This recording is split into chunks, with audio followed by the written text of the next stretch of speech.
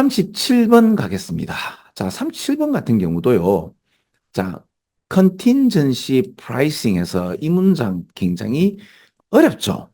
이게 성소시 보수 약정이라는 이야기인데, 일단은 시험을 치는 현장감을 제가 좀 전달해 드린다면, 여기서 여러분 보통 무너지죠. 아, 이거 또 어려운 문장이 나왔네? 아, 이거 난 모르겠다. 그러니까 모르는 문장이 단어가 탁 나오게 되면, 일단 전투력이 보통 한 내가 100이 있으면 한 80, 70으로 확 떨어지는, 그리고 이제 사람에 따라서는 또 그날 컨디션에 따라서는 이 국어나 수학을 망치잖아요. 그럼 이런 라지 보케브러리가 턱 나오게 되면 갑자기 전투력이 한 반 이상 깎이는 그런 것도 있으리라 저는 생각합니다. 그래서 이래 나오면 이게 잘 안 읽힙니다. 그죠?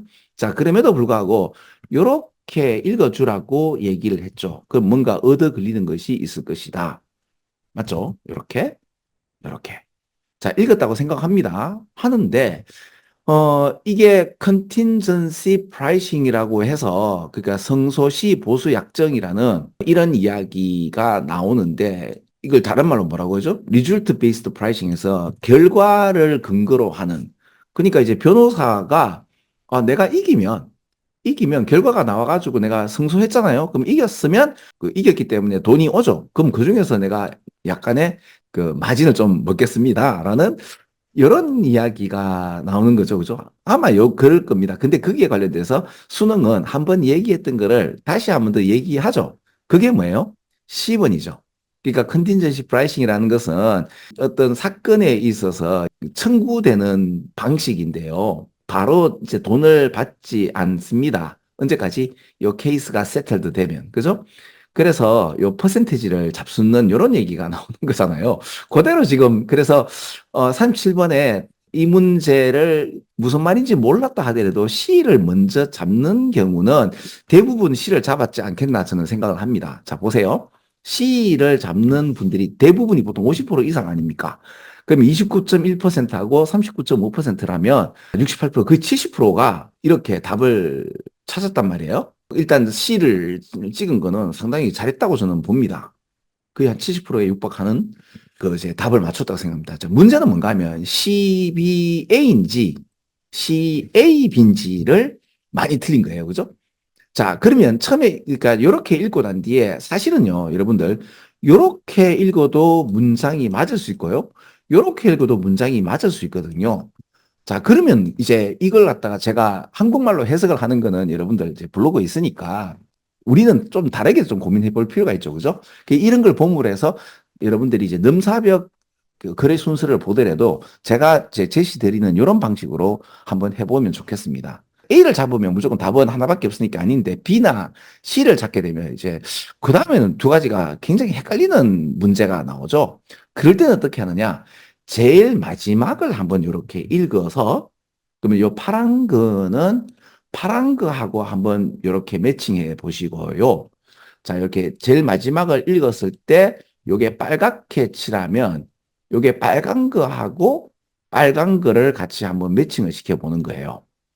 자, 그게 무슨 말인가 하면 자, 물론 요렇게 읽어서 요게 요 앞에 B나 A에 들어가는 경우도 있는데 요거를 읽어가지고 요 A나 B 제일 앞에 문장과 잘 안 맞는 게 되고 그리고 BA로 읽거나 AB로 읽거나 비슷한 이야기가 나오는 경우는 어떻게 하면 돼요?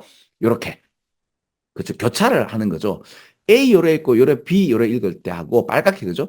B를 읽고 난 뒤에 A를 읽었을 때 뭔가 같은 이야기의 반복이 나오는가 한번 보시는 거죠. 그렇죠? 그러면 전 찾았어요. 뭐 어떻게 나오는가 하면 하이피즈가 나오고요. 그 다음에 노피즈가 나온단 말이에요. 그렇죠? 그러면 같은 이제 요금에 관련된 이야기가 앞뒤로 막는단 말이에요. 자, 우리 그 변호사 쓰는 거 잘 안 쓰게 되는 이유가 뭐죠? 무섭죠. 왜? 돈 많이 들어갈까 봐. 그렇죠. 그러니까 시간도 걸리고 돈도 많이 들죠. 근데 이제 이런 컨틴전시 프라이싱을 통해서 돈이 들지 일단 않습니다. 그렇다면 어떻습니까?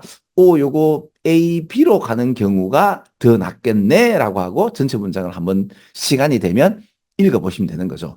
자, 그리고 제가 지금 제시드린 이런 C를 먼저 잡는 거는 어렵지 않게 대부분 잡았을 거고요. 왜? 아까 한 70%에 육박하는 정도가 잡았기 때문에, 그죠? 그 다음에 이제 A, B냐, B, A냐에 관련돼서 많이 틀렸죠, 그죠? 근데 그거는 이렇게 해보시면 같은 단어의 반복이나 이런 게 뭔가 얻어 걸리는 게 있거든요. 그러면 약간 한 10초라도 시간이 남는다면 C 다음에 BA로 가는 게 아니고 AB로 가는 요런 거를 한번 빨간색을 먼저 읽고 그 다음에 빨간색을 읽어보고 아니면 파란색을 읽어보고 파란색을 읽어봤을 때 어느 것이 좀 더 맞는지 확인을 하는 거는 얼마 걸리지 않거든요. 이렇게 조금 더 꼼꼼하게 마음을 다한 찍기를 하신다면 37번도 이게 그렇게 어려운 문제는 아니었어요. 자, 그래서 이제 이런 거래 순서를 이렇게 야매식으로 이제 풀어봤는데 왜냐하면 이게 아까 같이 어떤 자기 지시적 어떤 의식 구조의 틀을 이런 이야기가 아닌 철학적인 뭐 과학적인 넘사벽 이야기가 아니면 저는 이렇게 해석해 주는 것보다는 문장 구조와 형식에 관련돼서 조금 더 이렇게 집중하면서 찍을 수 있는 근데 이게 찍기라고 내가 접근을 해서 그렇지 문장 구조를 묻는 것, 우리 한국어가 좀 다르죠, 그죠? 이런 것들을 자꾸 공부하다 보면은, 이제 영어를 쓰는, 이제 작성하시는 분들의 전개 방식을 상당히 많이 간접적으로 배울 수가 있습니다. 네, 그래서 그렇습니다. 자, 37번, 이렇게 설명하면 되지 않겠나 싶습니다. 자, 37번 끝.